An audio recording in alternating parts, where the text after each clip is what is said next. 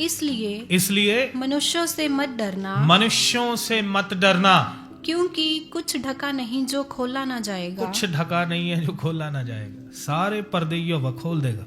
ਸਾਰੇ ਕੰਮ ਸਾਰਿਆਂ ਦੇ ਜ਼ਾਹਰ ਹੋ ਜਾਣਗੇ। ਕੌਣ ਕਿਸ ਤਰ੍ਹਾਂ ਦਾ ਜੀਵਨ ਜੀ ਰਿਹਾ ਆ, ਕੌਣ ਕੀ ਕਰ ਰਿਹਾ ਹੈ, ਉਹ ਸਭ ਕੁਝ ਪ੍ਰਗਟ ਹੋ ਜਾਏਗਾ।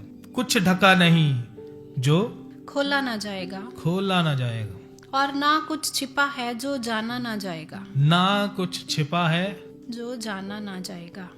जो जाना ना जाएगा। जो मैं तुमसे अंधियारे में कहता हूँ, जो मैं ध्यान से सुनिए, जो मैं तुमसे अंधियारे में कहता हूँ उसे तुम उजियाले में कहो। उसे उजियाले में, इसका क्या मतलब है? लोगों के सामने जाके बोलो। जो लोग बोलते हैं पर्सनल बोलो, कमेंट करो, झूठ लोग पब्लिकली बोले, गलत मलत लोग पब्लिकली बोले, लेकिन सच जो है वो गुप्त में बोले। ये है आज की नई मसीहत। Truth is not welcomed. सच्चाई जो है उसका स्वागत नहीं है। झूठ शरेआम बोलो। जैसे मोदी जी कहते हैं, झूठ बोलो, शरेआम बोलो, बार बार बोलो। बस कलीसिया का भी वही हाल हो गया।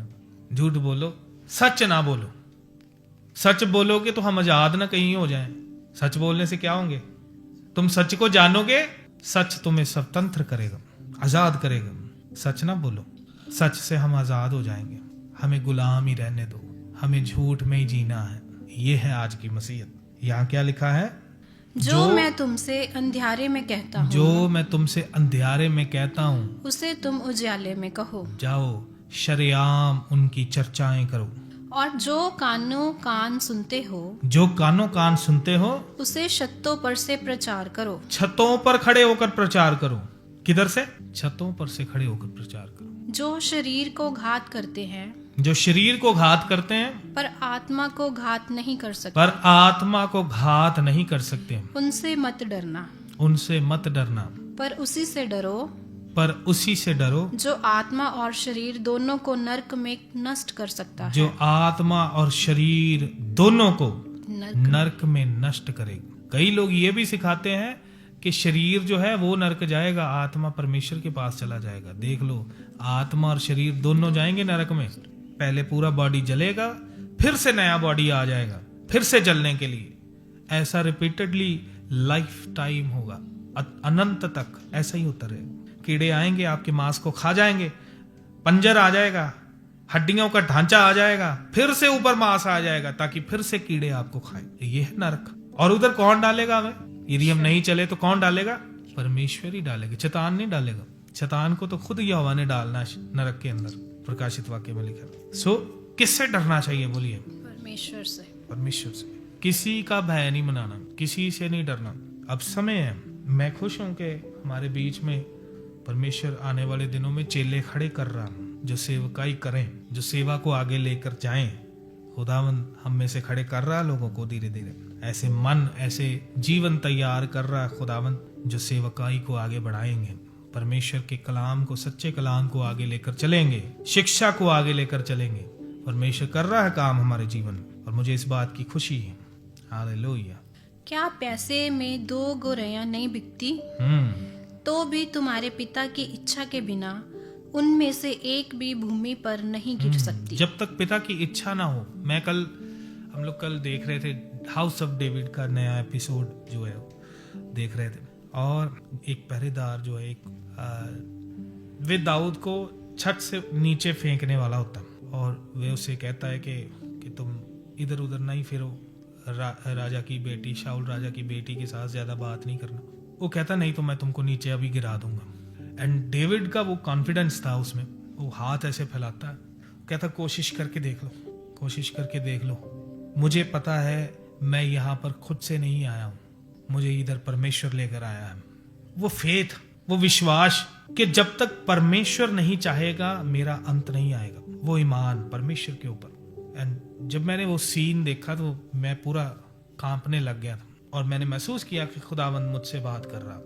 तो वो जब मैं देख रहा हूँ, जब दाऊद का अभिषेक किया उसने, आई स्टार्टेड क्राइंग, मैं रोने लग गया उसे देख कर। और परमेश्वर का सेवा आसान नहीं है। आसान नहीं है। देखिए ये सब परमेश्वर अपने चेलों को, खुदा यीशु मसीह अपने चेलों को कह रहा है कि तुम्हें ये यहाँ सौंपेंगे, वहाँ भेजेंगे, ये करेंगे, वो करेंगे। जब तुम प्रधानों के सामने खड़े हो तो भयभीत ना होना कि क्या बोलोगे, खुदावंद का रूह तुम में से होकर बोलेगा। हालेलुया। खुदावंद खड़ा करेगा आने वाले दिनों में बहुत से लोगों के सामने। कहता किसी बात का भय ना मनाना सिवाय परमेश्वर के, सिर्फ परमेश्वर का भय रखना। और कहता है कि क्या 1 रुपए में 2 गौरैया नहीं बिकती, गौरैया माने चिड़िया। कहता तो भी उनमें से एक भी तुम्हारे पिता की इच्छा के बगैर जमीन पर नहीं गिरती। जब कोई सड़क पर आपको कोई पक्षी मरा हुआ दिखाई दे या किसी भी तरीके से, तो ये जान लीजिए कि यहोवा की यही इच्छा है कि वो गिरे। यहोवा की इच्छा के बगैर आप जानते कई अंग्रेज जो है वो नेचर को डिस्टर्ब नहीं करते, है ना। जैसे मान लो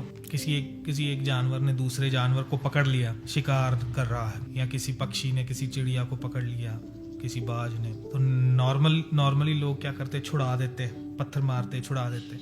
कई लोग जो है वो नेचर को डिस्टर्ब नहीं करते। वो कहते यही नेचर है, यही साइकिल है जीवन का, ये होना ही है। समझे कि खुदावंद की इच्छा से ही वो उसके हाथ में आया है कि नहीं। तो यही लिखा है इधर, क्या पैसे में 2 गौरैया नहीं बिकती, लेकिन उनमें से एक भी तुम्हारे पिता के बगैर, इच्छा के बगैर भूमि पर नहीं गिर सकती। आगे, तुम्हारे सिर के बाल भी सब गिने हुए हैं, इसलिए डरो नहीं। हाँ, इसलिए डरो नहीं। तुम बहुत गौरायों से बढ़कर हो। ये ना सोचना कि मेरे बाल नहीं हैं, लेकिन मैं काट लेता हूँ, मैं शेव कर लेता हूँ। है बाल, और गिने भी हुए हैं यहोवा ने, एक बाल गिना हुआ। जो कोई मनुष्य के सामने मुझे मान लेगा, उसे मैं भी अपने स्वर्गीय पिता के सामने मान लूंगा। हाँ। पर जो कोई मनुष्य के सामने मेरा इनकार करेगा, हाँ जी, उससे मैं भी अपने स्वर्गीय पिता के सामने इनकार करूंगा। हाँ जी। ये ना समझो कि मैं पृथ्वी पर मिलाप कराने आया हूँ। हाँ, मैं मिलाप कराने नहीं, पर तलवार चलवाने आया हूँ। बोलो कहते ना, मेल मिलाप करो, प्यार नाल रहो। हर थां प्यार भी नहीं कीता जांदा, हर थां मेल मिलाप भी नहीं हुंदा। वचन दे विच लिखिया, आमोस 3:3 पढ़िए। यदि दो मनुष्य परस्पर सहमत ना हो, परस्पर आपस दे विच सहमत ना होण, तो क्या वे एक संग चल सकेंगे? क्या वे इकट्ठे चल सकेंगे? क्या सिंह बिना आहेर बोलो, पाए? बस। जब 2 जन एक बात पर सहमत नहीं हो, क्या वे इकट्ठे होकर चल सकेंगे? नहीं, संभव नहीं। समझे कि नहीं समझे?